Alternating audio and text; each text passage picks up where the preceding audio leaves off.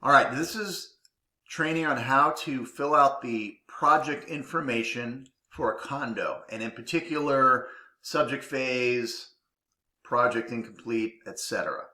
So what you're going to do is, first and foremost, you're going to have your monsoon here, and this is the monsoon for the subject, and you have the community name, and you can see right here it says 180 units. Okay, now there could be 360 units in here if there are multiple phases. So if you see anything about phases in here, that could be a trigger that, hey, there's multiple phases, that 180 might not be accurate.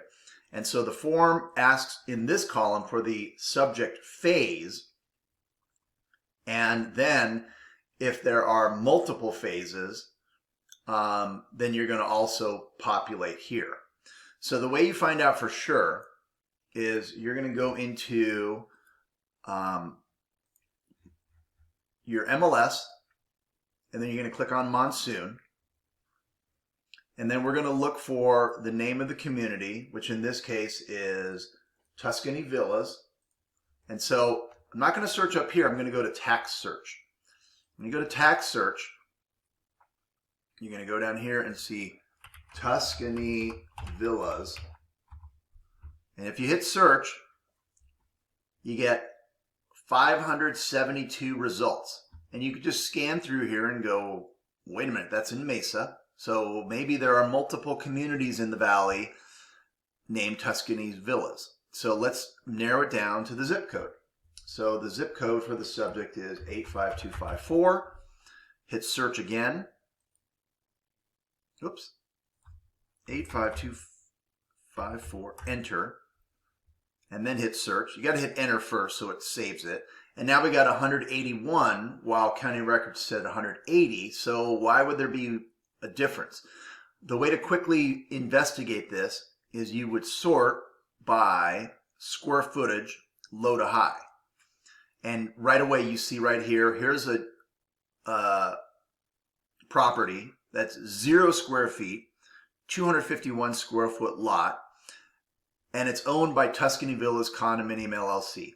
This is the common areas. Now, sometimes there'll be 1, sometimes there'll be 10 different ones for common areas, but in this case there's 1, so there's actually 180 units.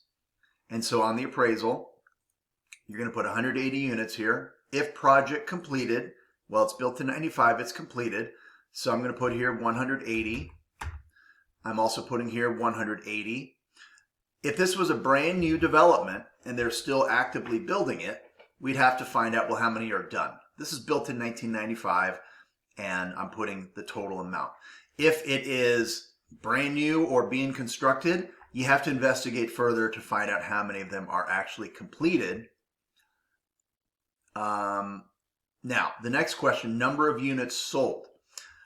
There are 180 units. It was built in 1995, and it's populated here with 1 unit for sale. So you would logically think, well, that means 179 are sold because 1's for sale. No, because the owner of this one for sale owns the property. It has been sold. So it is going to be the same number there, 180. I did an MLS search, and the way I did it, I just did a search for Tuscany Villas and came up with just 1 right here. So I did a search for pending, all these, and active. And I did Tuscany Villas 85244, and it shows 1 unit that is for sale. And so therefore you can populate this with 1. Now remember, we're going here also, number of units for sale, also 1, number of units sold 180. Now I've populated this, but I'm going to explain how I got this in a minute. In the monsoon, if there are multiple phases, it would say in here phase 1, phase 2, phase 3. It would likely show that. There might be multiple phases, but it's not it's not noted in here. So let's just say that there is 1 phase. They built the whole community all at once. Looks like it was all built in 1995. So we're going to assume that there is just 1 phase. Put that here. All right. So that's how you populate those fields. Next, what I'm going to show you is how to determine how many are rented. Now, if the client gives you a condo cert, then you will have that information, literally what that is.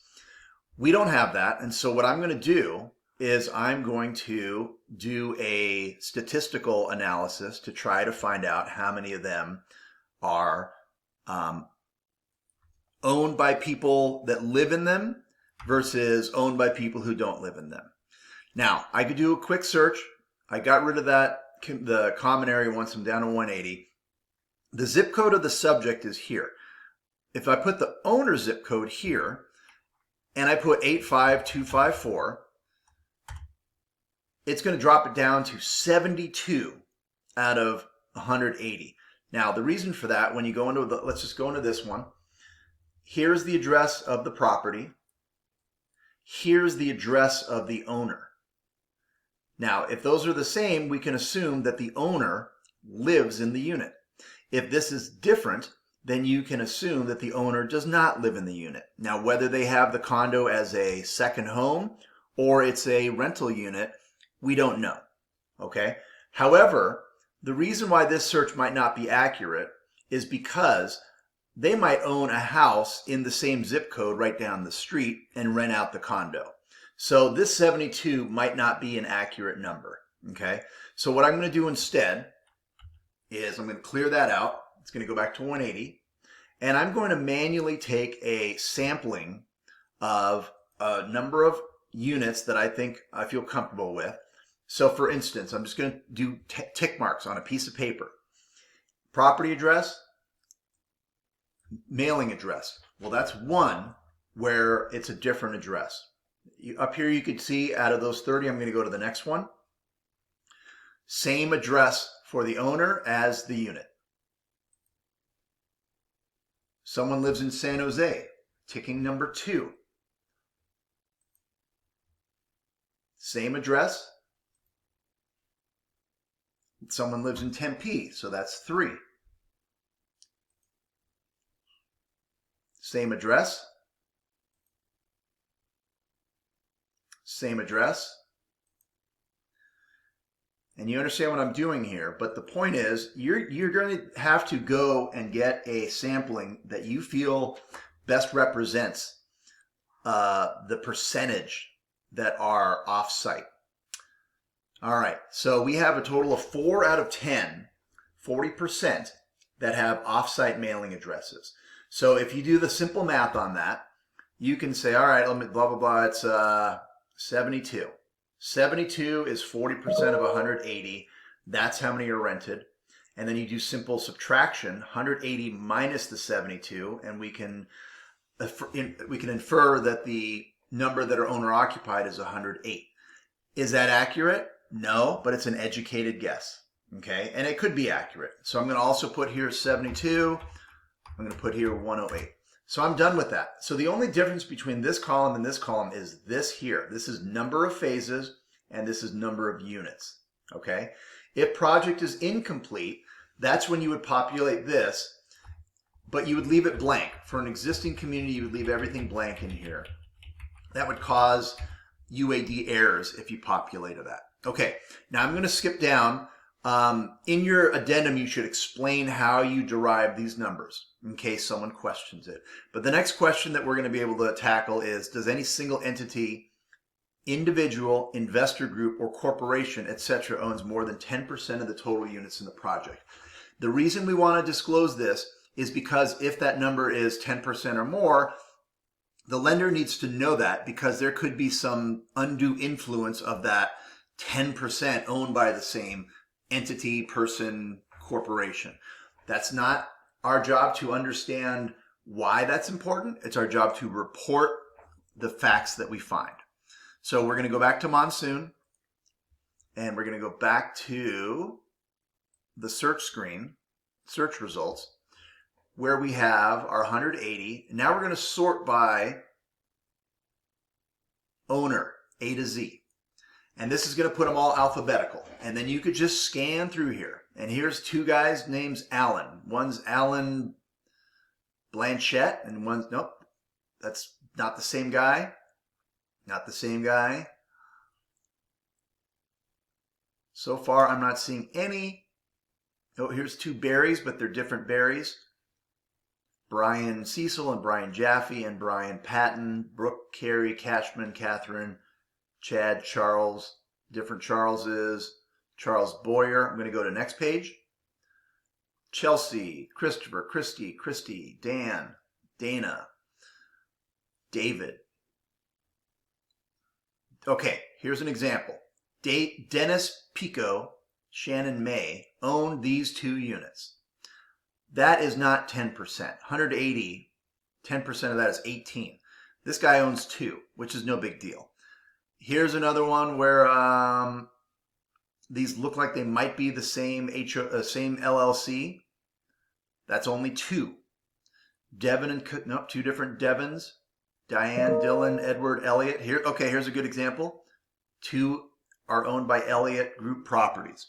Now, I've gone through this already, and I haven't found anything more than 2 that are owned by the same entity.